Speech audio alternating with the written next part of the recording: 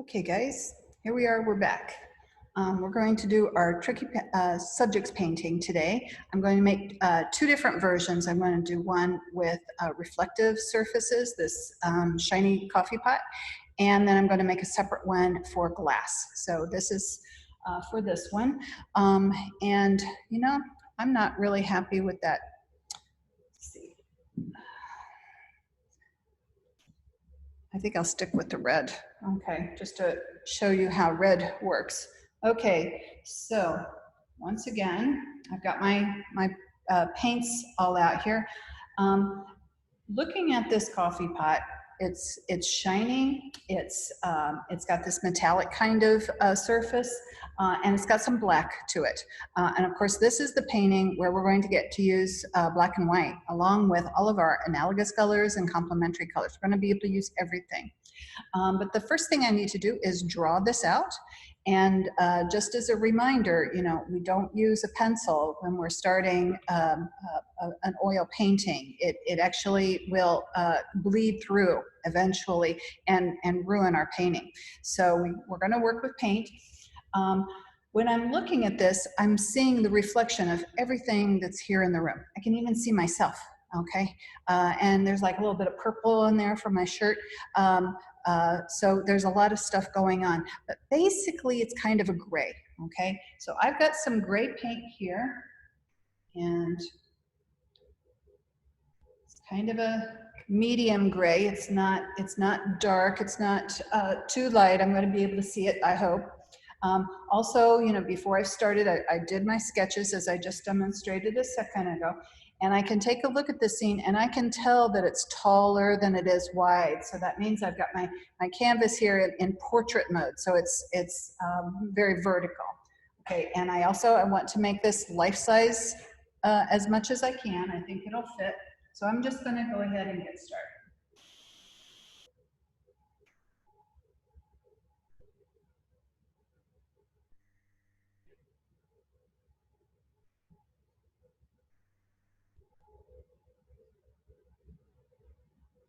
I happen to know how tall this is from our drawing, so I'm just going to go ahead, and I know it's about a little bit less than 3. There's 1, 2, 3.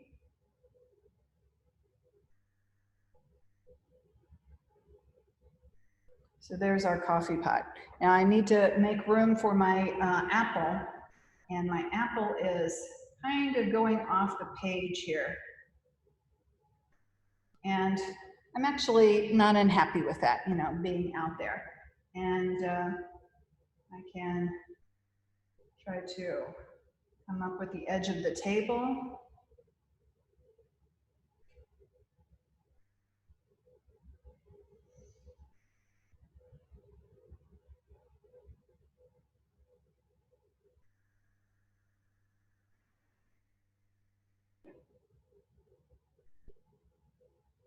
Okay.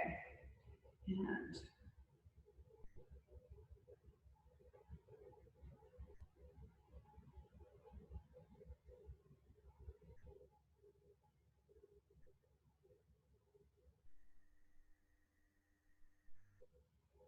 so, you know, from this, I can kind of get an idea of how this is going to go. Okay, I can take a look at my composition. I can tell that my objects are taking up most of the surface area of my scene. I'm still getting like some interesting spacing out here in my negative space. So I'm kind of happy with that. I kind of wish that my apple was in there just a little bit better. So I'm thinking about moving this coffee pot over to one side, and that way I'll be able to get it in. So this is going to do a little bit of correction. I didn't plan on this, okay?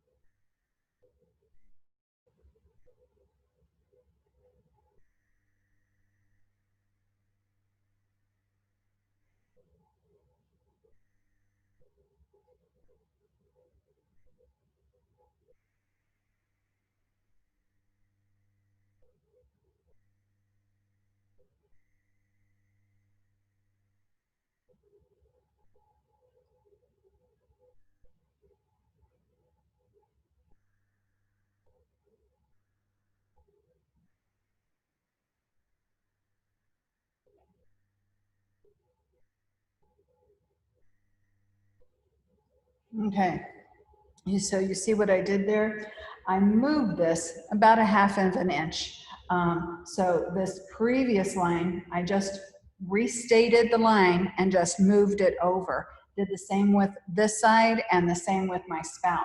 And I think I'm going to be able to work with this. Okay, so I'm going to go ahead and I'm going to put in just a little bit of um, this gray just to kind of like make things solid.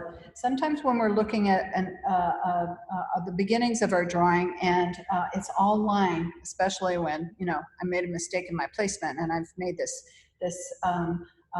correction, it can get a little confusing just looking at lines because there's just white on either side of this and we're not quite sure, you know, where things are. So I can see that there are some shapes that are reflected into this surface, and so I'm going to try to represent those on this. And that way it's going to make the pot look a little bit more substantial. Now, this curving surface, it kind of distorts the reflection a little bit.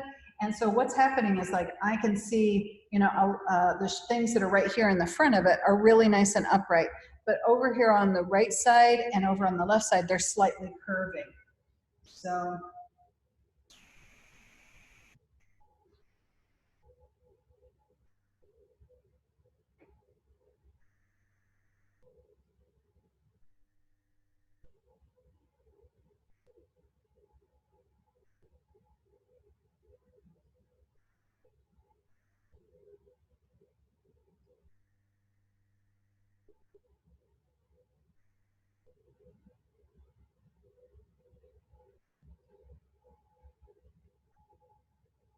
it could be really tricky and do like my self-portrait in there, right?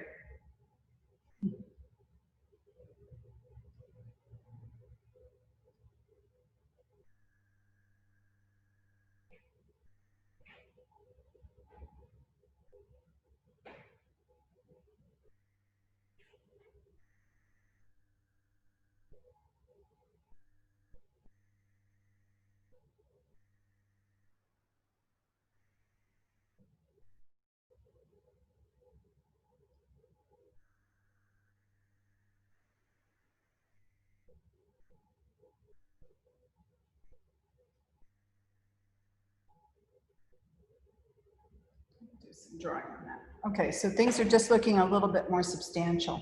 Now, when I'm looking at this scene, I'm going to see if I can pick up my computer here and show you guys. There's a reflection of the cloth that's in there. It's a little hard to see. I don't see it looking on my computer. So I'm going to try to pull this thing up tight so that you can see it. Okay. Can you see that blue there at the bottom? That's the reflection of the blue cloth. So, okay. So I'm going to, I've got some blue going on here. I've got my gray and let's see.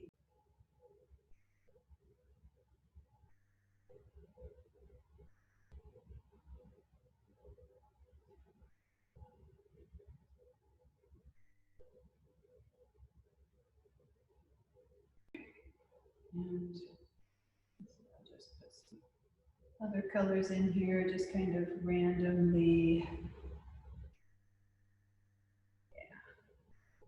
Yeah. Okay.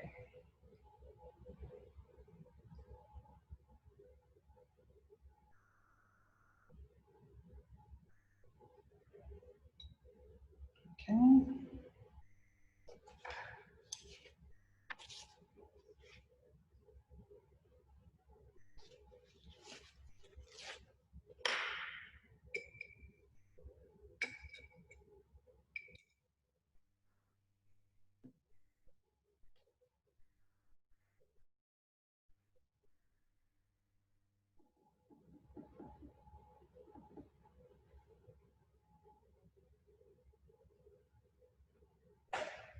redrawing the apple.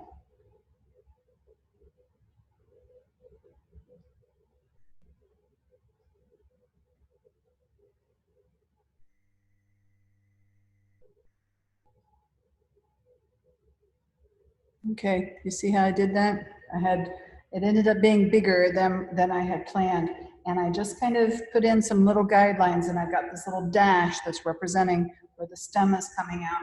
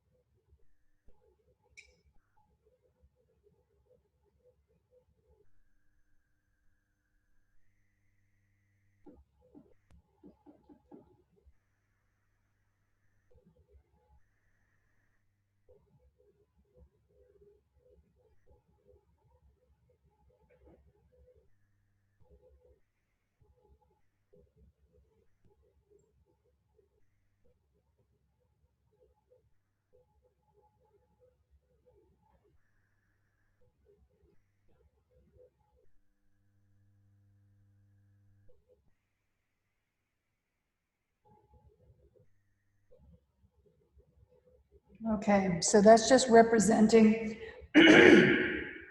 excuse me, the basic apple, just with two colors.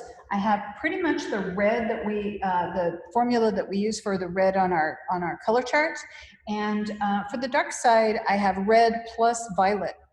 And so just putting a little bit of ultramarine blue in there. So ultramarine blue and alizarin crimson, I come up with something that's kind of violet.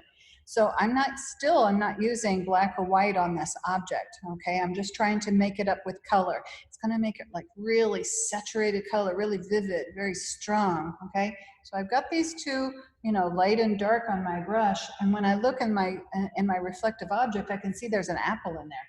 So I'm just gonna keep track, and the nice thing about doing reflection is it's distorted anyway, so you can't go wrong.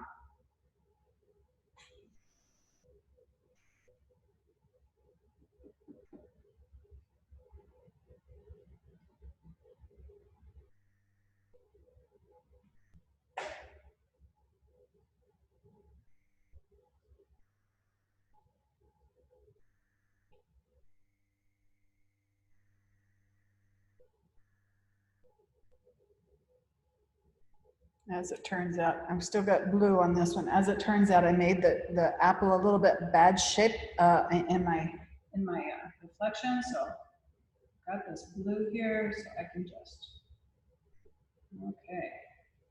So it kind of looks like a blob, but it's actually going to work, all right?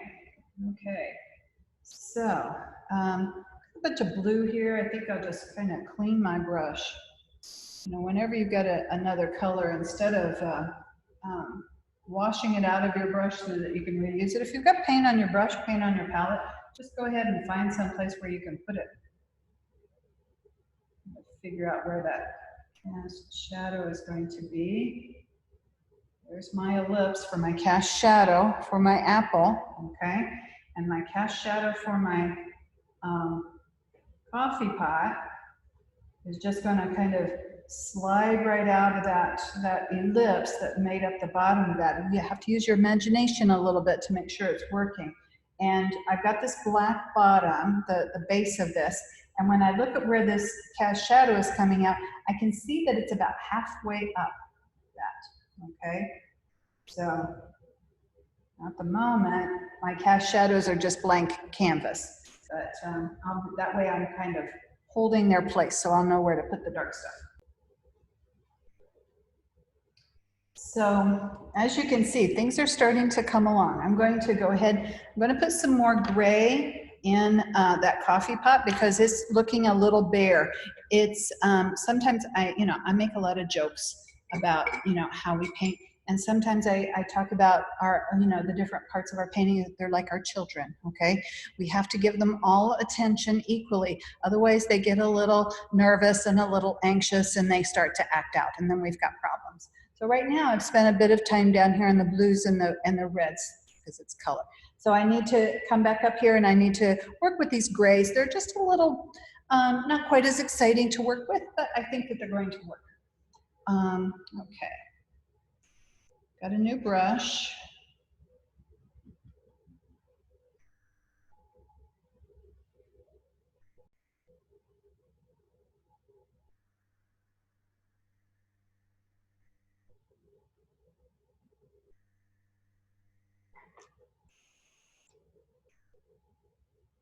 When my paint is stiff, you know, I'm trying to keep things kind of liquid here. So when I mix up some paints, I've got some gray going on and it was just a little stiff. White paint can be a bit stiff. And so I've dipped my brush in my water just briefly, and then I touch it to my paper towel to get that last drip off, so I don't have something that's like sopping wet with my brush. The paint's on my brush, but it's nice and liquid, so it's going to kind of move around.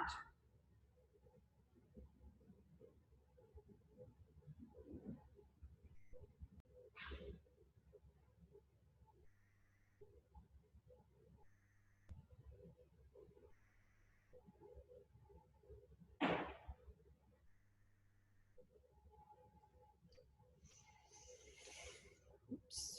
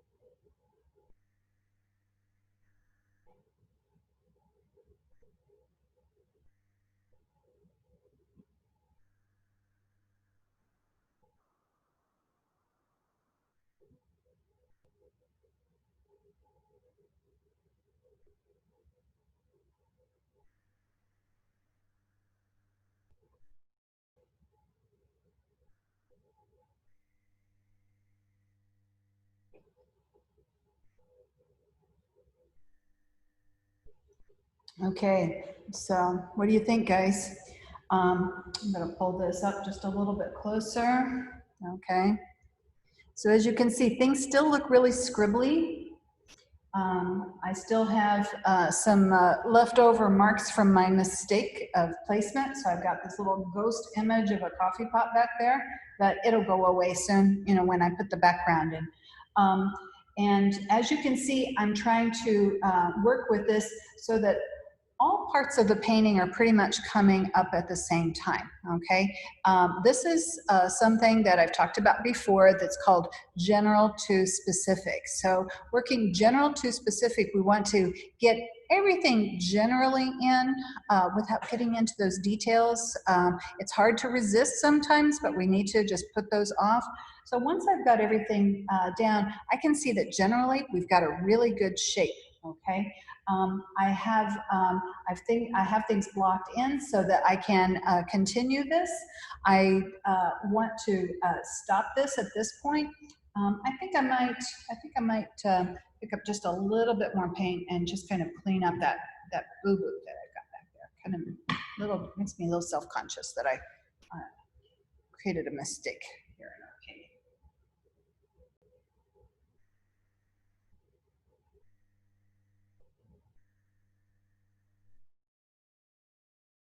Okay, so there we go. We've got a good start on this. I think kind of make this consistent. Now, some of the decisions that I've made, you know, here um, have to do with trying to find, you know, when I'm working with something it's kind of difficult, like the red apple. We haven't done something with that, something that dark yet, is to try to find two values, a light value and a dark value, block them in a very general way, almost like you're making your own very simple little paint by number version of that little unit there. And I block things in. I still don't have the cast shadows. I think I could, let's see, how my time doing? I don't know, I can't see. Let's see if I can come up with something. Okay, that was fast. So now we have some cast shadows. Okay, so I'm going to stop it here. This would represent like a good place to stop because things are really wet and greasy. Let it sit for a day and then try it again the next time, okay? Since we're going to be working on this for a couple of weeks, um, you know, getting started with your image, taking a photograph from exactly from where you're sitting. So that means I'm not standing up and trying to do it because I have a different point of view, but try to have a photograph exactly from where you are. And then that way you've got something to work from when we're not in class and we can't all be together, okay? All right, guys, that's it.